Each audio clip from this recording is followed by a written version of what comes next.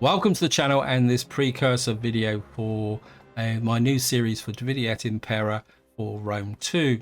Now, if any of you follow the channel and watched my previous series, that was the Egyptian series, at the end of that I said I was getting a bit tired of starting in the east and always coming west, and I said I would like to do a barbarian faction. And I've spent quite a lot of time thinking about which faction I wanted to do, and I did settle on the Iceni. But I've got a bit of a problem because I've been looking at the release notes for the 1.27 update, which was released on the 27th of February 2021. Very interesting battle changes, which will be quite difficult to check out if I'm playing a barbarian faction. There's also been a significant change to baggage trains, and which I feel that playing as a barbarian we may not be able to get the full benefit from. So after a little bit of thinking around, I thought the only way I'm going to solve this problem is to ask you guys in the community.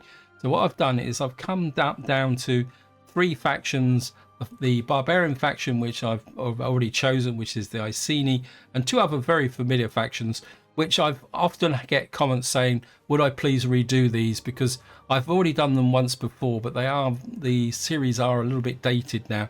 So what I'm going to do now is just have a quick run through the three factions and explain why I'm actually want to choose them. Now, the reason I've chosen the Iceni is that they've got a pretty good starting location, and I think compared to a lot of other barbarian factions, they've got this unique unit as chariots, although to be honest the overall roster for the Iceni is pretty weak. But the Iceni are really the only faction if you want to play with chariots on the battlefield, although they are a bit of a glass cannon. Now, I did consider the Caledonians and the Ablani, and while they've got very nice rosters, I think starting this far out would mean that we'll probably be 30 parts in before we even leave Britannia, which is probably not, it's going to produce a very slow paced campaign. And this is the dilemma with the new update. It's going to take a long time before we can get to a point where we can try out the new battle mechanics. That's the barbarian faction. The next faction is going to be all too familiar. It's Rome.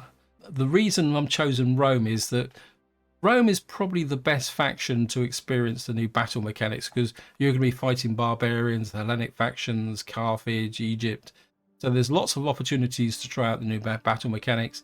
Also, the changes to the baggage train also have a very specific change related to the Rome, which is the fact that the baggage train travels at the same speed as the infantry. It's a small change, but it could be quite interesting. What family I would play, I'm not too sure. What I'd have to do is load the historic characters submod so that I get the proper family names in here. Then I'll just choose one that will be quite useful. That is the second option, Rome. And if I do play it, it's going to be like almost like a map conquest type campaign.